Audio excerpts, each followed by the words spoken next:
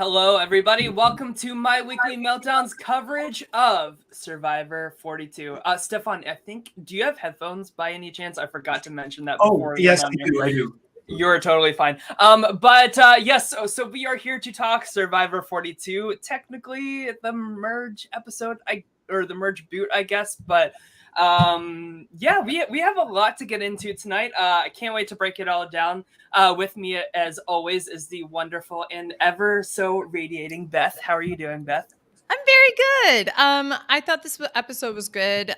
We had some really interesting editing moments for certain people's edit that I can't wait to break down. And I felt like a severe decline in a few other people's edits. So I can't wait to break all that down with everybody. I can't wait. Also with us tonight is Andrew, the hustler. How are you doing, Andrew? I unlike think that most people had some fun edits except Jeff Probst talking about the differences between Survivor 41 and 42. I feel like we should do an episode with a Venn diagram and show 41 versus 42 and the things that they had in common just based on Jeff Probst's confessionals. Yes, I totally support this. Also, can I ask a clarifying question? Is Jeff Probst asserting that he's the monster? He's like, I hope that somebody chooses this, or else the monster might be a little creepier next season. I was like, okay.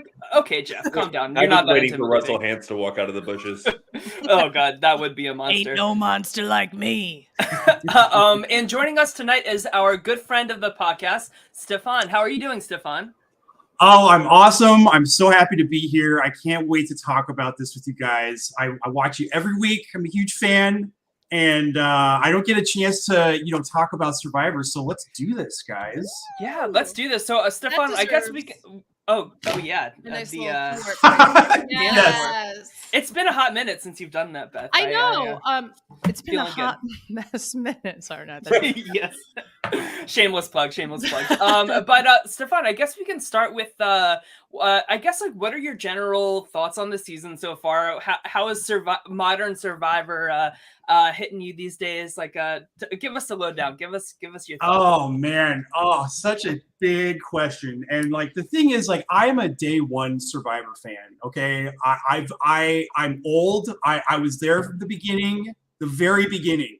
And I remember like when I was little, I carried around like this Newsweek magazine because the internet wasn't like so big, and I just would like read it like over and over again, like what happened on the show and stuff. And so yeah, I've been with the show. I've taken like a couple breaks here and there.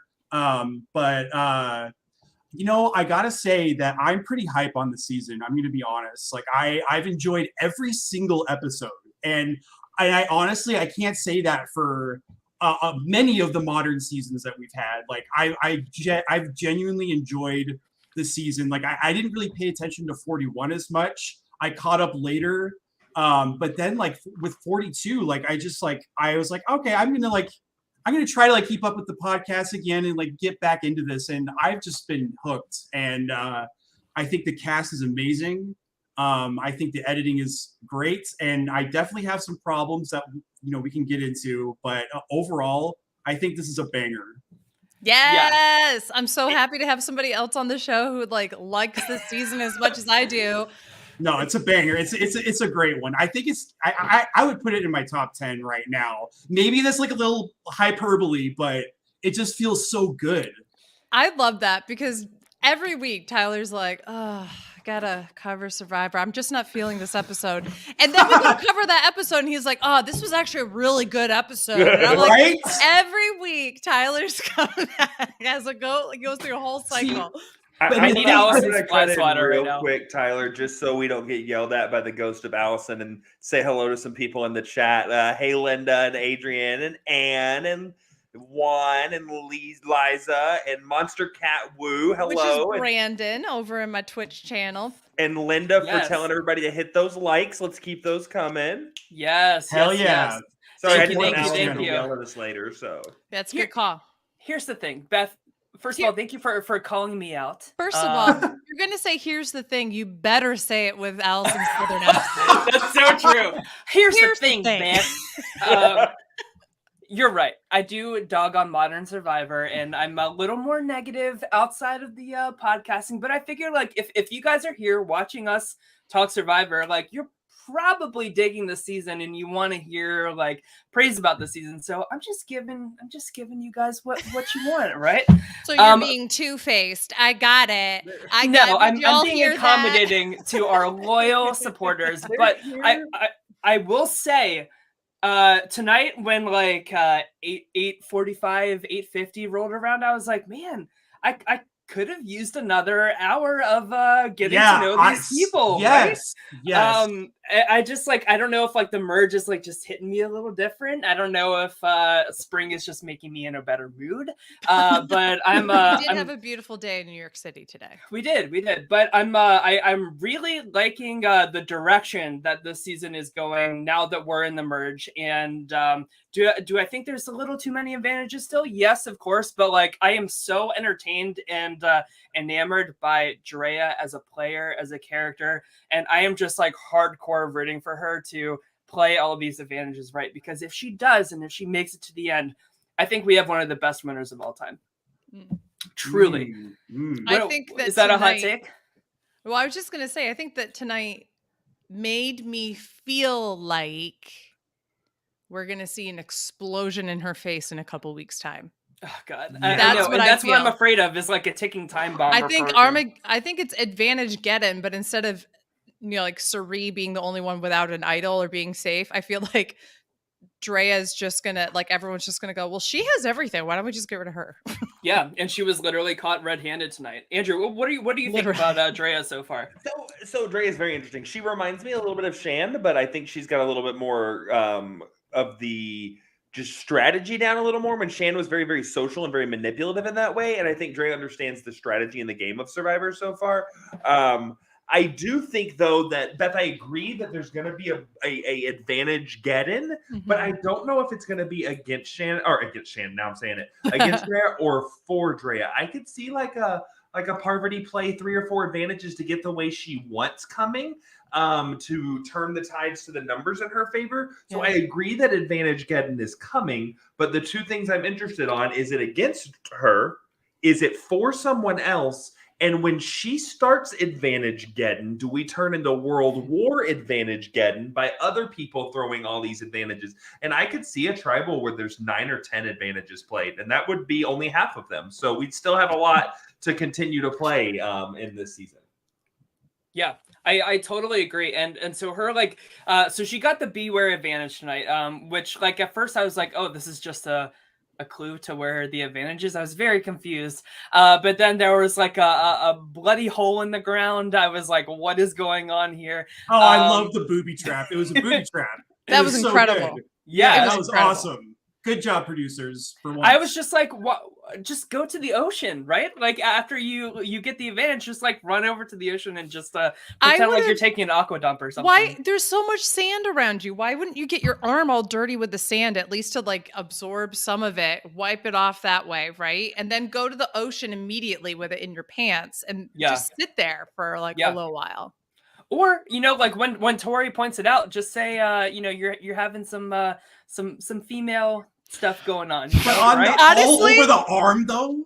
I don't know. I don't know okay, what goes down there. I will say, as the resident uterus holder, yes. Thank you. Okay, all right. We got confirmation. Because if you are in a situation, let's just say it goes places sometimes. Okay. She could have just said, bitch, I sneezed. And every person with a uterus would have been like, yes, we understand. Yeah, exactly. And I would have just been like, what's going on? So I go ahead, Andrew. Sorry. No, I just want to add to that. As much as I love Drea getting this and getting the like 16 different advantages she's had this season, I almost wanted Hai to get this because he had that blood situation in the first one where he was like completely covered in blood. You're bleeding a lot. And for him to have the red blood on his hands again, to me, would have just been, because he would have, like, even though it was just in the ground and he just had to put his hands in it, he would have found a way to like swim in that paint can like he chose to do with the red blood at the beginning of the season. So I wish he could have got it just for that cinematic. I I also kind of feel like Drea, once she saw that it was like red paint, I would have just dipped something in there and been like, oh wow, covered it all back up, went and like plenty of sticks around to dig down there, you know. Well, I don't know if you'd have to be like, do like using two things to try to get it out. What I would have done then is been like, okay, what's an excuse that I could have red paint for? What if I took the banner and I did some stuff with the banner, blah, blah, blah, blah. And like, then it like completes the lie. But like, it's just an interesting move to be like, let me just go for it. Yeah. I don't know. So it was so it ended up being the knowledge is power advantage, which is what Liana got last season. Mhm. And Andrew, like I love the whole like Shan Drea comparison, because we actually talked about this last week on here, that I feel like Drea is she has a little bit more life experience. She has a little bit more just like internal wisdom and maturity, and just like a nice like calmness about her. And we did hear in the confessional tonight, she's like, I know that Marianne has an idol, I know that Mike has an idol, so it's very like, I'm glad that we're hearing from her, like, I know where I can use this, I know like who I can like target right away. She's very cerebral, strategic. Yeah, totally. And I have all the faith in the world that she is going to do this correctly. Like, I may eat my words in a few weeks, but I'm very excited to see what happens with this. And I don't usually feel that way about advantages. So now, Stefan, with next week being it looks like a double elimination. So double not eviction. Double evictions, whatever. I feel like, do you think that is like their way of speeding up the game? I'm looking at the calendar and I'm like, oh, like I think March or like May 18th, I think is like the last day or whatever. We still have like 7,000 castaways left, which by the way, RuPaul's Drag Race producers, take fucking note. Like, sometimes we send multiple people home in an episode and don't spend the entirety of the month not eliminating anybody, but whatever. Yes. Stefan, do you think that we could see the advantages start seeing them played next week when they know 2 people are safe? We see 2 people who are going to go home. We've already seen paranoia start to eat at some of the people. Like, Romeo got a lot of that, but Hai played very paranoid tonight. I don't know. That was the pot calling the kettle black. Thank you. I had the exact same thoughts about Romeo and Hai tonight, because I was like, well, I think Romeo was totally justified in feeling a little bit paranoid. He was left out of a huge majority vote when I had so many. I have so many thoughts about Romeo and like Hai and that whole dynamic tonight. But to answer your question first, if they know it's a double, people are going to start scrambling. I think the advantages are going to start to come out, and that's when maybe I'm going to start hating the show again, because I did say this season is a banger. I meant it, but I am like anti-advantage. Fewer the better, in my opinion. So that's just where I stand. But like, I think things are going to get messy as far as advantages go, and we got to get rid of people now. Yeah. I before we get moving, Kim said had to pop in to give a huge happy birthday wish to Andrew. It was your birthday on Monday, Andrew? Correct. Thank you so happy much. Birthday. Happy birthday, buddy. Happy birthday. Yes, and I do love Kim's follow-up, which is, by the way, in a happy birthday tradition, I am a day late. But that was just an extra day of wishes, so we love that. For the high of it all, you guys, like I said a few weeks ago, I wasn't high on Hai, and now you all are coming to my side on this, which I appreciate. But I think it's a total misplay here from Hai. Like we saw just last week that he was connecting with Romeo on a really personal level, like being the other gay guy out there, being like a younger, more confident gay man that like Romeo could look up to and everything like that. I mean, if Romeo is being paranoid, which is like totally like everybody has a fit of paranoia at some point in Survivor. But also he was left out of the vote last week. Right, He's exactly. clearly Like not he in is the more than majority. Allow him justified. to be paranoid. Yeah, but furthermore, like weaponize that paranoia to your advantage. You know, like there are still so many people that will never work with High left in the game. Like to me, it's just so absurd to prioritize targeting that before like Tori, before Roxroy. You know what I mean? Like before Chanel. It's very puzzling to me. Andrew, what do you think about that? Well, I first think it couldn't be a 420 without talking about High. Yes. So I think it's very important that we notice that today, right? It being 420 and noticing. This background is actually a putt. Oh my God. No, I'm kidding. It's all coming together. Yes, of course. And bringing that up. So I had to make that pun and that reference.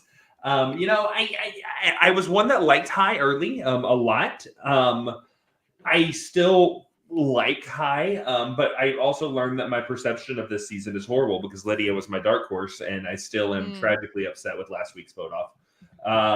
But are we all? I mean, I think the paranoia is real all the way around, and I don't think that you can discredit or credit someone because of paranoia. I feel like it's when paranoia affects strategic decision making at the point where that becomes an issue, and the fact that tonight Romeo was letting that happen when it was such a sure-cut vote at that point in time, I think that High is justified in that decision because, again, why would you want to align someone that lets paranoia take over their game, right? So I feel like that gives the justification in there. Again, I'm weaning off of High a little bit, but I was totally okay with what happened from that. I was more surprised in Mike's reaction to everything and then how that kind of stopped at Mike, which shows you how much everyone trusts and relies on Mike's. That's exactly the point I wanted to get to, is that I actually feel like High had one of the worst edits tonight in terms of his longevity in the game, purely because Romeo being paranoid. Yeah, that's right. Romeo being paranoid doesn't really affect his game in this vote, right? It doesn't do anything. If anything, they got information as to who else they can't trust in their alliance, which is Roxroy. So Mike had a clear enough vision to be like, we now know who we can't trust. We can't trust Roxroy the way that we thought we could.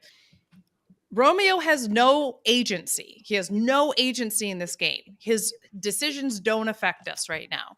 And C, Chanel, if you give her any bit of agency, has proven she can be a snake.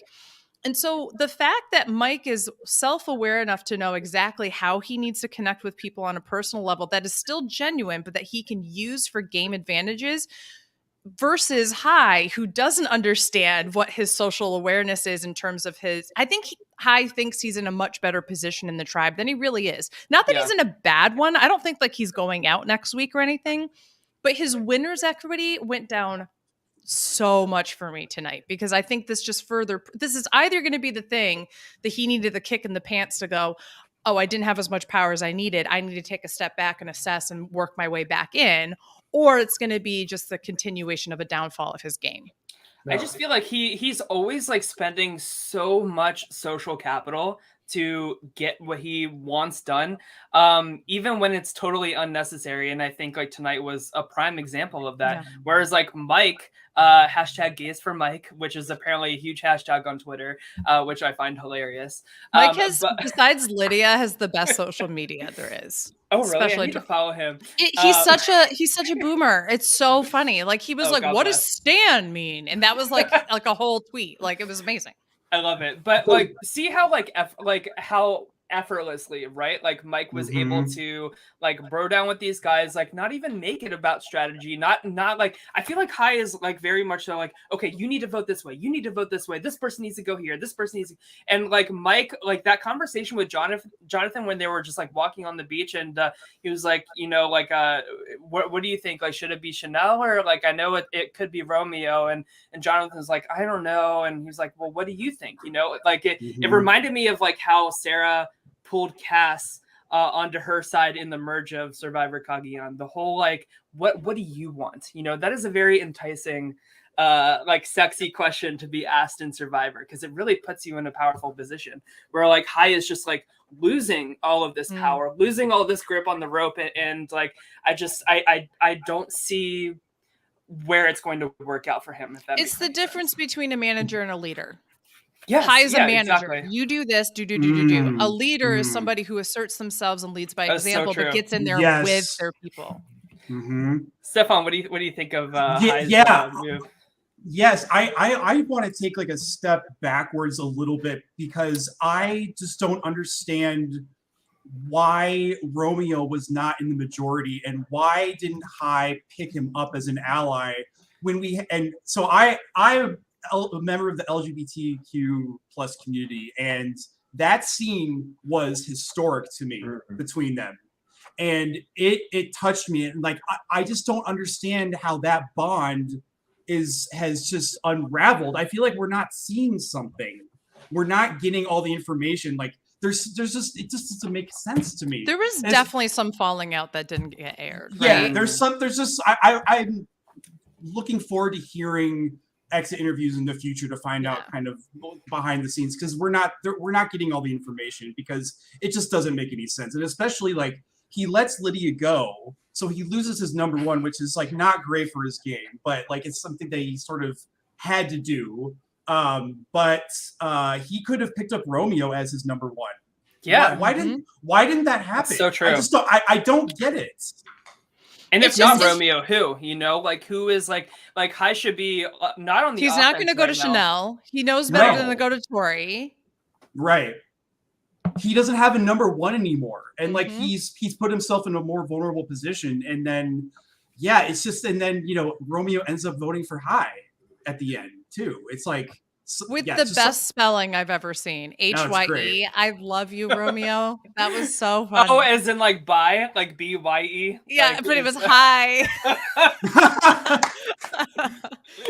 Andrew, I don't know if that was his intention, but that's what I got out of it, and that's why I thought it was hysterical. I love that. I didn't catch that. Andrew, what do you think about all of this mess? So a couple of things, and I think I touched on Romeo High a little bit, but I do want to say we went back to earlier and talked about like Mike and the social media presence and Lydia. If you have not watched any exit interview from Lydia from last week, you are missing out. You were not a Lydia fan. Watch one 30-second clip of any of her exit interviews, and you will immediately become a Lydia fan. So for those that haven't done that, you need to do that. Lydia's especially when Rob Sesternino asks her how the apples be. Oh my God. I won't spoil that. That's a treat for you to listen to. But I will say, don't play it at work. She's amazing. She's absolutely amazing, and please go watch that. But we also are talking about these edits, and we're talking about the High edit, and we're talking about the Romeo edit, and we talked about the Mike.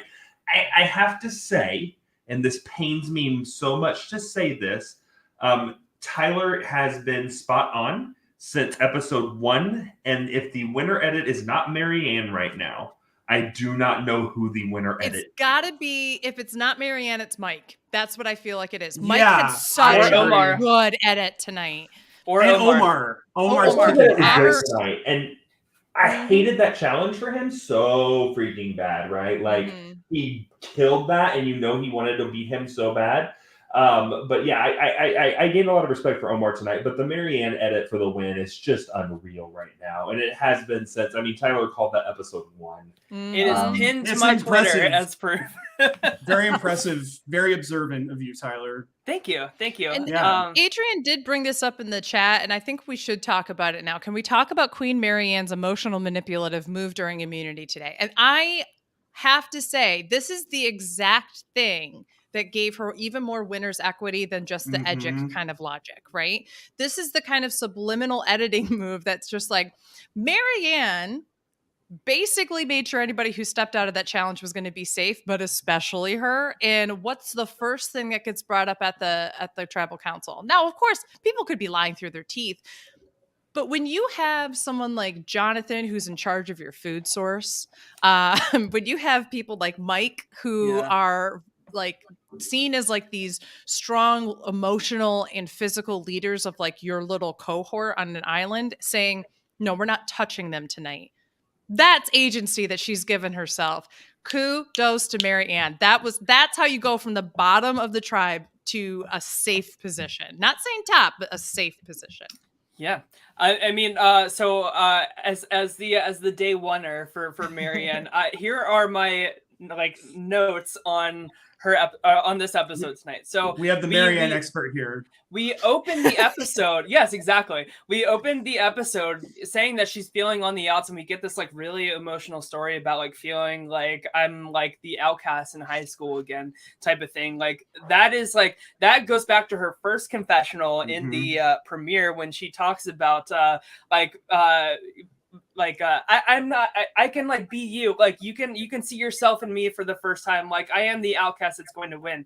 But like even when she's after that like huge monologue asking people to sit out, which I thought was really great, she says look at me, I'm using emotions as a weapon, and like that is such a good like winner's argument, like winner's confessional, is saying like this is like the detriment of so many players in this game, and this is how I'm going to take it one step further and use that to my advantage and kind of like weaponize it.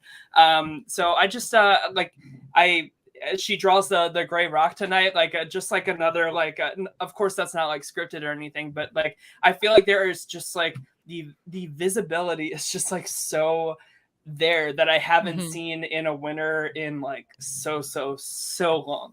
That confessional of her, that confessional where that whole thing, I felt like that was her winner's quote. Like that was the indication. Yeah. And we have a question. Does anyone think Marianne is a younger version of Suri? No. I don't think so. But I understand why you're saying that. I don't think that she has the agency that Suri was able to give herself early on in the game. Like Suri was never seen as an outside. She was never considered to go home. Like that's the strength of Suri, even as far back as Panama, right? Like that's the thing that makes Suri such an incredible player. Marianne has been thought of to go home. People have been acting upon it. With any Survivor game, there's an element of luck and there's a little bit of an element of how bad do other people fuck up this week. And Marianne has been able to kind of take what has been given to her in the game and figure out, I'm at the bottom.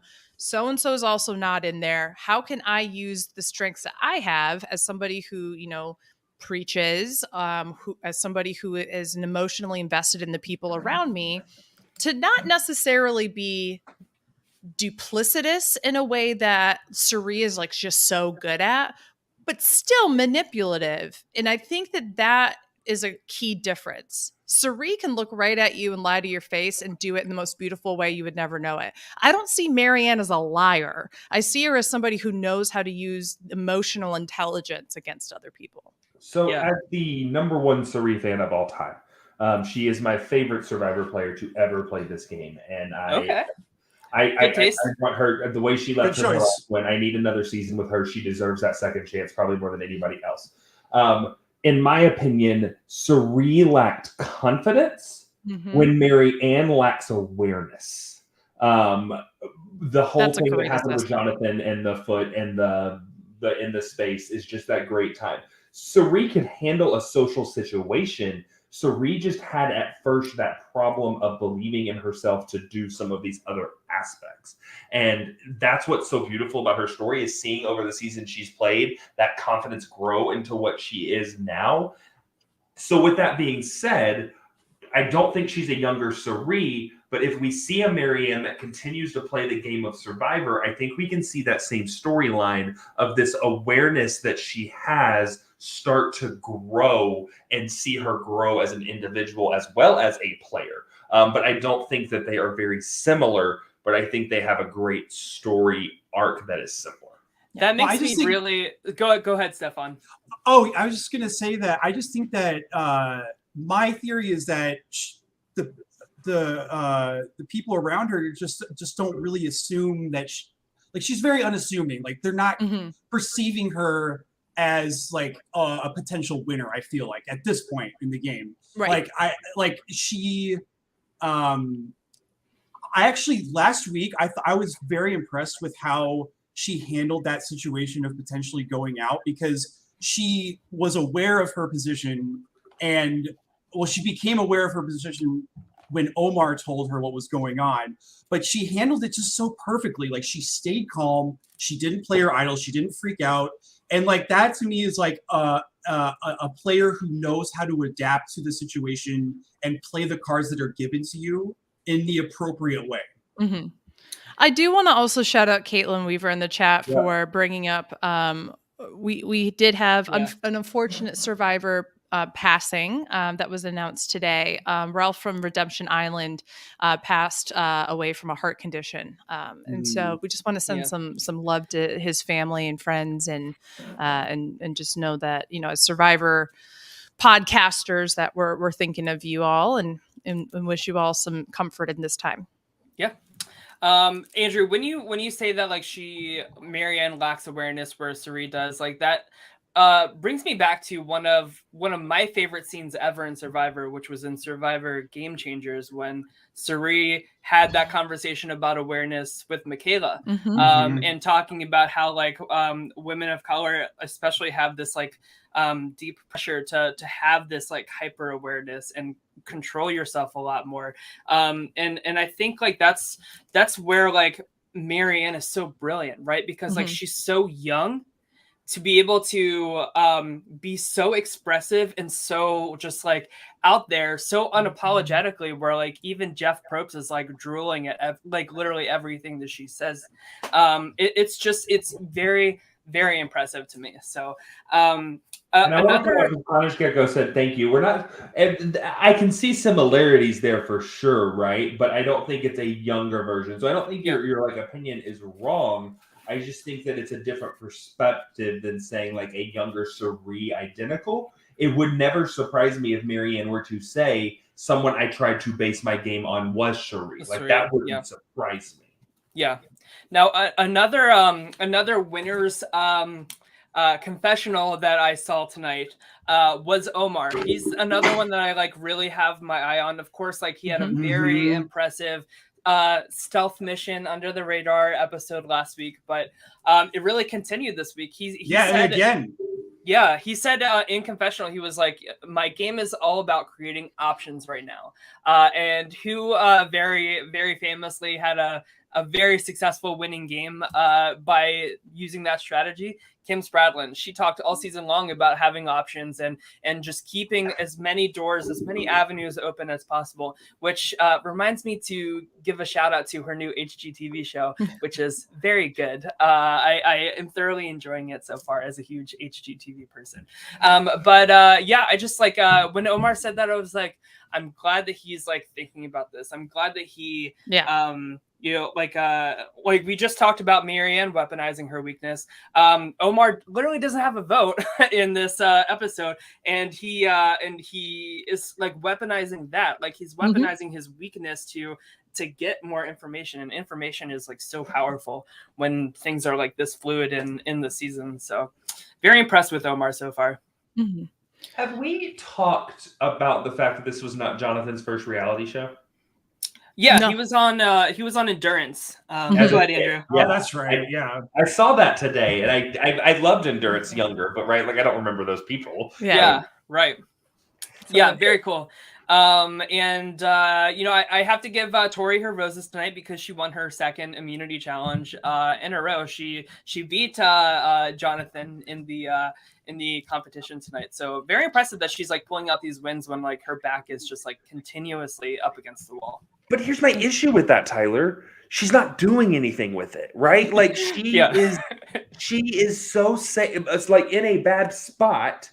And she wins these immunities when she's in the bad spot, but she's not doing anything to regain any kind of political capital. She's not doing anything to gain that. And so she's keeping herself in the spot that she is. It's not about winning immunity. It's what you do when you win immunity. It's an interesting perspective, right? Because I completely agree with you, but I also want to give her props on something that she did tonight that she normally doesn't do tonight, which I think is the right move, which was she kept her damn mouth shut for a second. And she only told a few people rather than going to everybody, because that was before immunity. Now, going to Andrew's point, I wish she would have then gone back and been like, attention tribe, I caught Drea red-handed. And it would have Gosh. been amazing because all these people who are in this majority alliance who think that Drea's a rock, all of a sudden would have been like, well, she didn't tell me she had that. And then Hai, even though he doesn't want to admit that he's a little paranoid right now, would probably be like, oh my gosh, well, Drea and Romeo were really close, and maybe Romeo knew, and that's where Romeo being paranoid actually affects people's game, right? Because now it's not just Romeo, it could be the possibility of Romeo and Drea, right? Then you wonder, okay, what level are people going to throw out information, and then it just doesn't become whoever's on the outside goes tonight. I guess like I kind of think yes, like she kept her mouth shut tonight. Like she wasn't like she's so reactionary to like everything that comes her way accidentally or purposefully. But she told Marianne, and that's what I think is brilliant, is that she knew exactly who to tell with that information, who's not in with people and is not going to go spread it. Well, I was thinking, like, why not tell Chanel and say, like, listen, like, I'm safe tonight because I won immunity. I'm gonna, like, at tribal council say, listen, I caught Drea with an advantage today. She's the one that sat out of the challenge. Like, it makes, like, logical sense that she might have this new advantage. And tell Chanel, like, listen, I'm telling you this because I want you to play your shot in the dark, just in case the tribe, like, still doesn't change their mind at like a live tribal after I like expose this information. I kind of think like Tori's reactionary self like could have worked in her favor tonight a little bit. And when you're safe after winning immunity and your back is already up against the wall so much, like go for it. You know what I mean? Like you have nothing to lose at that point. Yeah. But I'm not seeing her like fight for it really. Like I'm not seeing like this strategic confessional where I'm on the bottom. I gotta do this. Like I'm not seeing that from her. I will say this though. She knows that her, like the opinion of her on the tribe is that she causes chaos. So if she goes and she causes chaos with this, how much time is that really buying her when that's the reason people want to send her home?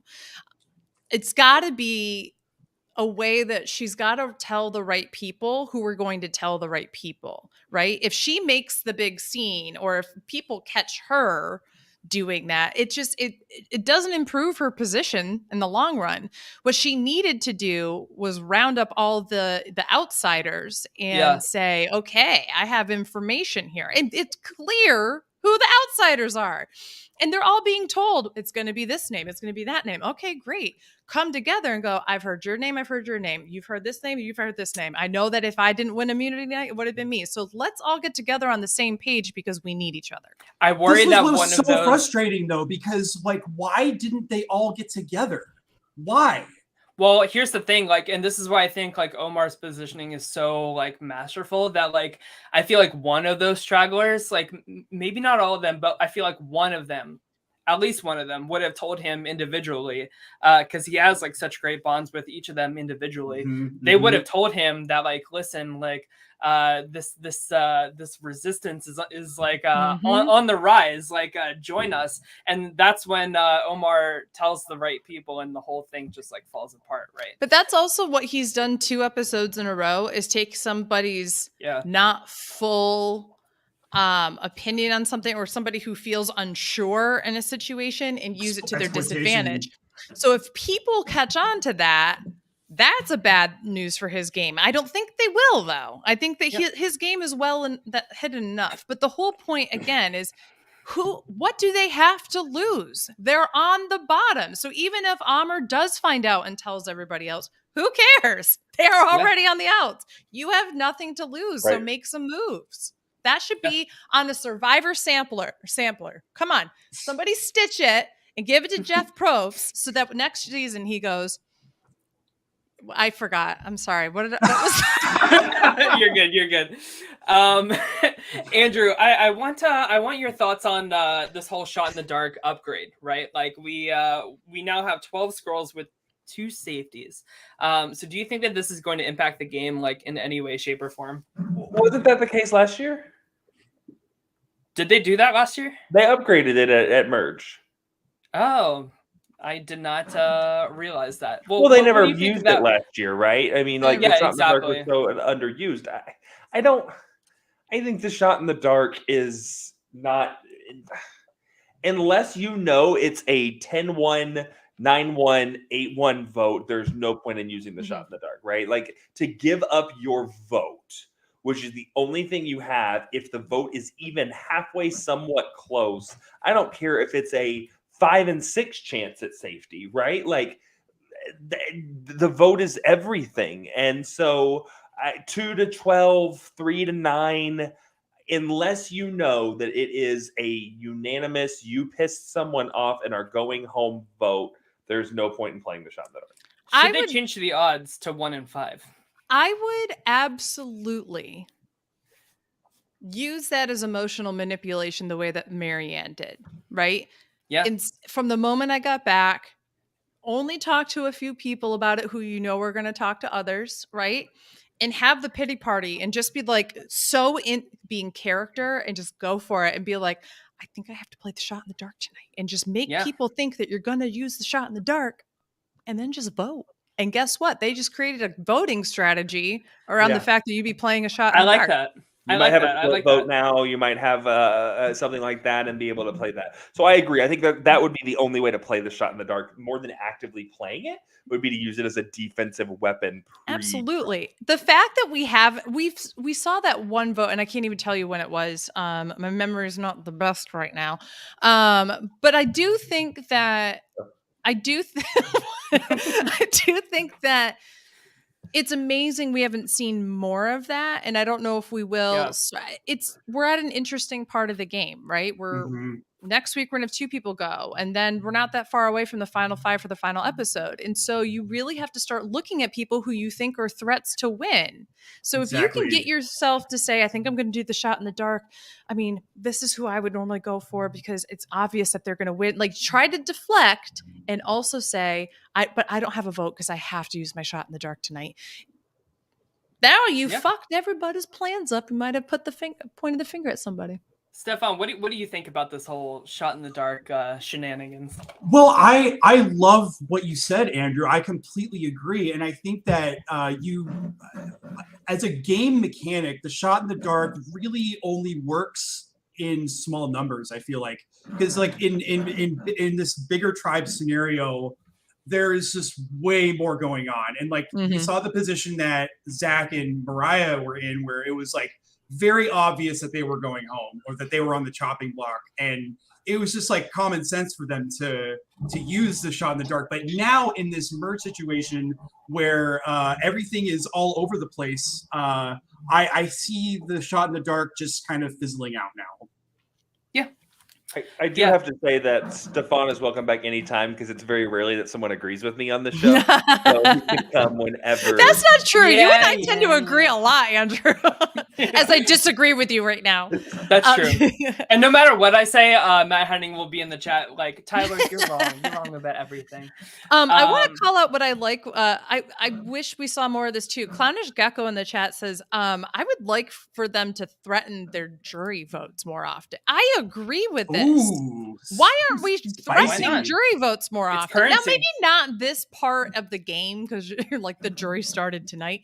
But like probably like I can see Hi doing that. But that's the thing. I would love that. I want everyone here to know, if I'm ever in Big Brother or Survivor or whatever, which is never happening, but if I ever were, you better believe I'm going to be going up to your face and going, I won't fucking vote for you at the end if you cut me out tonight. Yes, I would that be is threatening so true, it so more often. Casting, find people that are not going to hug people on their way out. Find people that are going to fight tooth and nail and literally threaten their jury vote and shit. Like, do whatever you can to manipulate your way like back in the game. So be careful.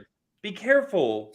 Because don't find a Kylan that's going to threaten your nephew, right? Like, we want to threaten a jury vote, but we still have to find that happy medium line right there. Yeah.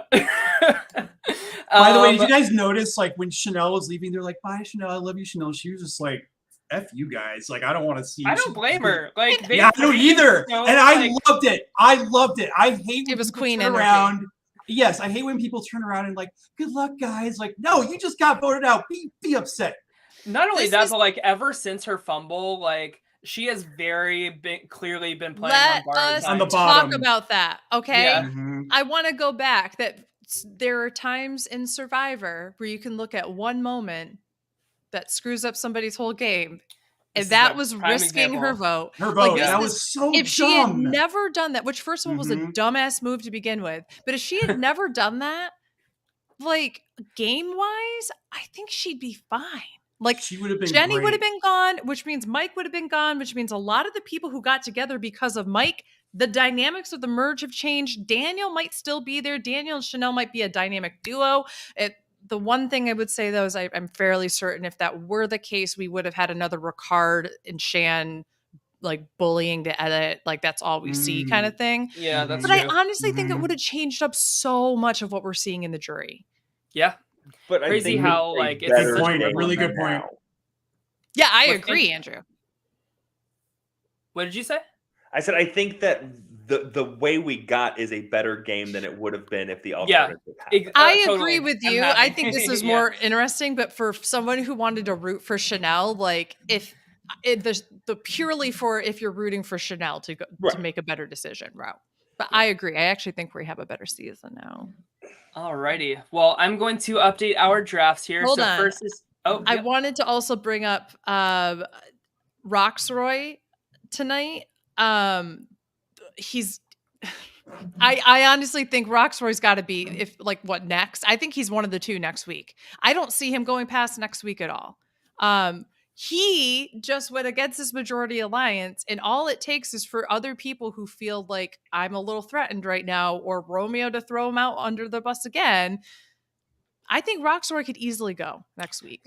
Yeah, and like reading into the edit of it, like the people that are unedited or like less visibility tend to be like the first boot of like a double episode. You know what I mean? Just like a whatever, like shuffle them out.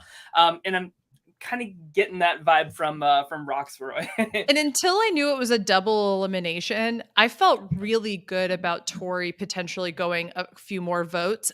But if she doesn't win immunity, I could see her going in a double. Yeah. Next week. How Totally. poetic would a Roxroy Tory both being voted out? I didn't even think of that. I just How assumed it would be poetic. two different I votes, but you're love right. that. It's one tribal. Oh, I wish I had a that's actually soundboard. kind of beautiful. Match It made in is. heaven. It's very poetic. Wow. Yep. We love to Somebody see it. put that. Okay. on All right. something. So let's update our drafts. So first, I want to start with our patron draft. So Adrian lost their first pick tonight. Stefan, who do you think has the best patron team here? Oh shit. Okay. I'm gonna go with to me it looks like Rory. Yeah. Or yeah, that's Mhm. that. Yeah, I think I'm gonna go with that, based on our discussion. Alrighty. So and Andrew, what do you think of these teams? I would agree with probably Rory. With I would say, everybody has a front runner for me, right? Like I think Adrian's got a good one with Mike. I think Rory's got the good one with the Marianne. Matt's got the good one with Omar, and Liza's got the good one with Drea. Yeah. So if I had to say like an overwhelm team, though, I think that the best person that has the two best that I think have the longevity, it would be Rory. Totally agree. So here is the draft between me, Allison, and Beth. So Beth lost. So it's funny. All three of like our first picks are out of the draft now, which is very interesting. I This is have interesting. very low faith in my team because I truly do think that Drea is going to get edited to like, I don't know, like an Icarus figure with too Yeah. many advantages. Not that she's prideful in Mhm. that way, but you know what I mean? Like, I feel like it's going to be her undoing. Mhm. Jonathan, if Jonathan makes it to the final three, I was actually talking about a friend with this tonight. Is he like the first, like, Jonathan, Ozzy, Joe Englund kind of figure that's made it to the final three in Modern Survivor? I can't think of an example. I think think so, of and I someone think him. like so if Jonathan makes it, I want to talk about this real quick. If Jonathan makes it to the end, like he would 1000% get my vote. Like I think Yeah. he is playing like it is so easy for like him to be the merge boot. He was vulnerable tonight. He didn't get a single vote cast against him. He's doing he's doing just as well socially as he is physically, which is so damn impressive.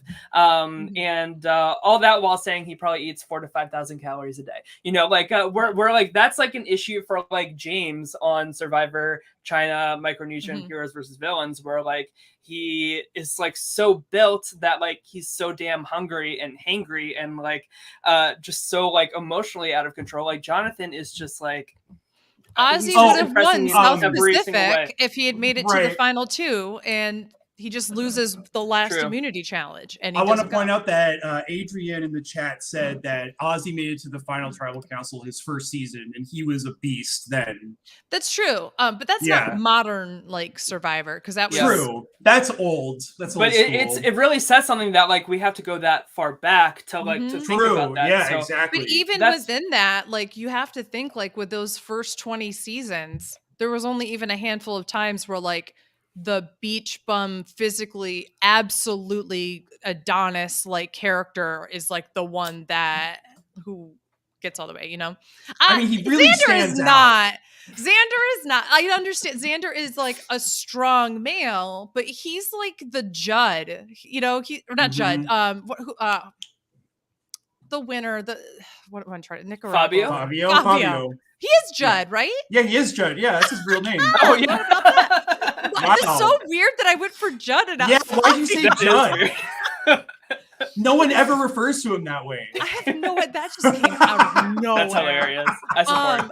But that's what I mean. Like, I would put Xander in the Fabio category, which is like the category below that, which is like surfer dude beach bum, but not the survivalist. Like Jonathan is a survivalist. Ozzy is a survivalist. Joe Englund was a survivalist. Like I use that very intentionally because now he's just crazy.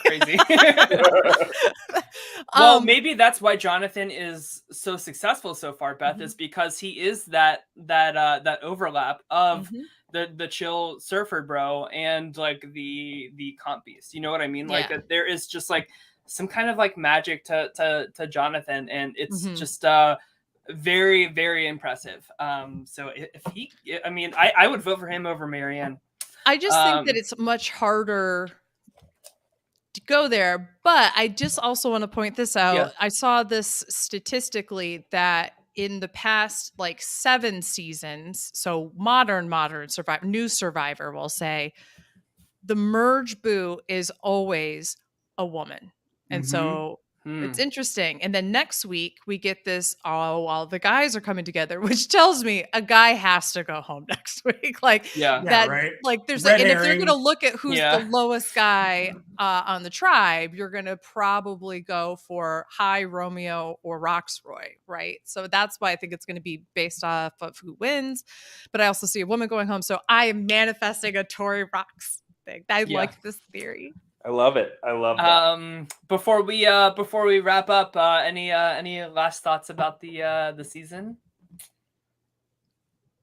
Oh man, I love the way that Omar plays the game. Like if I ever played Survivor, like I was thinking like I would want to play like him, but it wouldn't work out that way because I think that he is a freaking star in my opinion. Yeah. Totally agree. And just like such a good like character. Like of course we saw him like bonding with Mike, hashtag gays for Mike, over like different like religions and like learning about them and realizing like we're not that different from one another and we can all like come together and bond. I love stuff like that. Andrew, I also just wanted to quickly say I know we kind of talked about it a little bit, but I have a lot of like ways I see parts of myself in Marianne and like her, you know, she's very talkative and animated and I have been known to be positive. I know that doesn't always come across on this show when I talk about reality TV, but specifically Julie Chen Moonves. But I do think that a lot of what she said about like there's social anxiety in what she said, where because I'm a loud, like energetic, like positive person, that's always made me a bit of an outsider. And I have felt that my entire life. I don't care if I'm in the in crew, I'm still thinking that they don't want to talk to me. Or even stuff like with family sometimes, where you're sitting around and you're like, well, why did they choose to go in the other room? It's probably because I'm being too annoying or I'm being too loud. And I really appreciated hearing her say that, because there's so many of us, especially women, who are being told at a younger age to be quieter and make room for, other voices than themselves. It's just nice to see somebody who is embracing, she calls it weird. I think it's just who she is, that beautiful part of her that is positive and shows other people, her spirit. And I just really appreciated hearing that. That was powerful for me. Yeah. Exactly. Andrew, yeah. Andrew, any Can I say any, something? Can I say something else before? Yeah. I'm sorry. Go ahead. You're good. I really just appreciated what you said, Beth, because I think it shows like a vulnerable side to you that is quite endearing. It's great to hear. Yeah.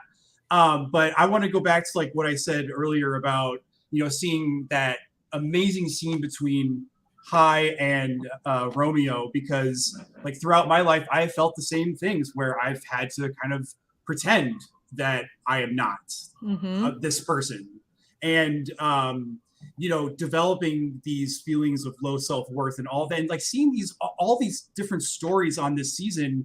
I just feel like we haven't like seen so many different like personalized, real, authentic stories, like with Lydia with the body image, and then we're getting the Hai and Romeo stuff, and then even like Jonathan and Mike, which I love that conversation too, where it's like you're perceived as this bully when you're not at all, and like so like it's just amazing. Like that's what I love about this season. We're getting like really niche sort of things instead of like these big overarching problems. You know what I mean?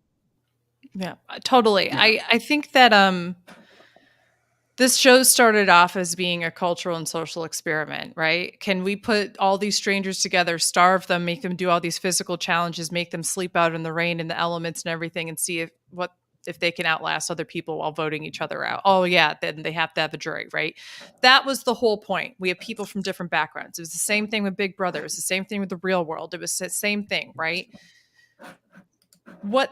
We've had the same archetypes for so long. Oh, thank you so much, John P. Music. That really means a lot too. We've had so many archetypes, and we know, okay, we're even talking about it tonight. Jonathan's the Ozzy or the Joe and that kind of, if anything, I think that Jonathan has proven he's in his own kind of, he's an own archetype. World. I think he's better than, I would love to see Ozzy in his prime go against Jonathan now. But I really do think that we're getting some different storylines that are not sometimes they're incredible because they're about our identities, right? But a lot of it is exposing the vulnerabilities that all of us have in some capacity, or have thought about, or very relatable. And it's about our struggles that are actually, common with other people, rather than, wouldn't it be weird if we brought a 50-year-old and then a 23-year-old together and what would they talk about? Like, it's less about the identities, even though there's really powerful identity portions in this, but it's more about shared experiences. And I think that's much more fascinating to watch. Yeah. Andrew, any thoughts before we sign off? I'm excited to see what happens next. I think we have still a dynamic cast that's got a lot of game left to play. And I think that it's going to be interesting to see what happens.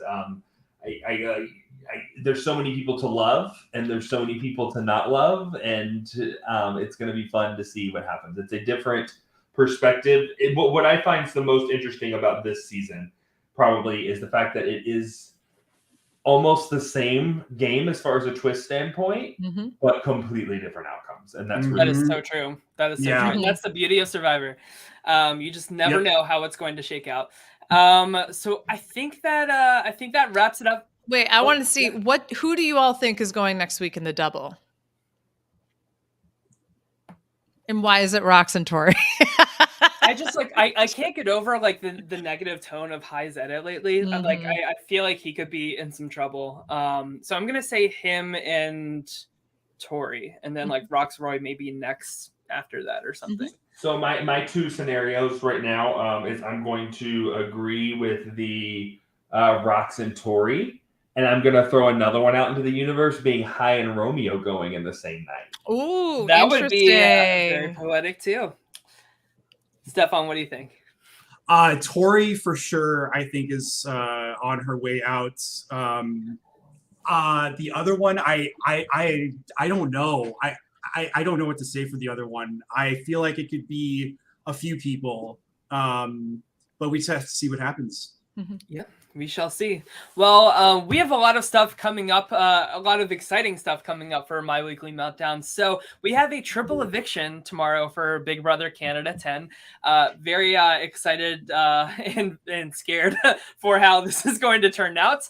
But I think Allison and I will be doing a watch party for the patrons again, because we had a lot of fun with that last week. And then triple eviction is just really fun to watch with people. So I'm so excited. I can't wait. I'll send you the link for that, Stefan. Yes, if you want to I'll watch be there it with us. Yeah, let's do it. But yeah, so we'll be live after the triple eviction tomorrow. And also what just premiered on Paramount Plus today was The Real World Homecoming New Orleans episode 1.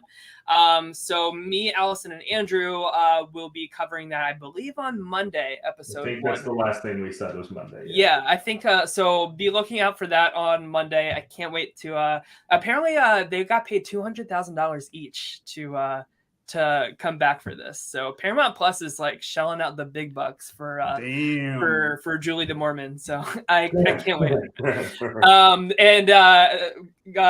Good use of money is what I will say. Keep it coming. And also they just came out with the trailer for the Challenge All Stars 3 today. So I think that starts on May 11th. So of course we'll be covering that as well. So we For have 8 months. Yeah, for literally for the rest of my GD life. Yeah, lots of fun stuff coming up for us here on My Weekly Meltdown. So we will be covering all of that stuff and more. But if you are just a Survivor fan, we'll be back next week to talk about this double, I almost said double eviction, double boot in Survivor next week. So lots of really good stuff coming up. Stefan, where can we find you on social media? If you want to be found. Unlike Andrew. We will find you, Stefan. Andrew's like, don't find me, please. Man, I am such a boomer when it comes to social media. Holy shit! Like, you can, if you want, you can follow me on Twitter at Stefan Van Sant. I rarely tweet anything. So yeah, you can follow me in my boomer life. There you go, perfect. Andrew, do you have anything to plug or promote? No, I mean, nothing to promote, but I will also say just in general is we are almost at summer, so start looking out for these BB rumors and things starting to flow that way too. That's right around the corner. I mean, we're hitting May in a week, and BB rumors are going to start flying pretty quick. So I feel like BB 23 was like forever ago. Like, doesn't that feel like? I don't even remember who's on the cast. Who won again? The Cookout. Like, oh yeah, the Cookout. That's right. Like doesn't that feel like so long ago? Instead of the actual winner. Yeah. Who won? Wait, wasn't it Tiffany? It was Tiffany, right? It was Tiffany. Yeah. Tiffany and Chada were final two. And Jared Gax won, America's favorite. So lots of good stuff coming up. But everybody have a great rest of your night. Take care. Celebrate 420 however you wish. And we'll see you guys later. Bye.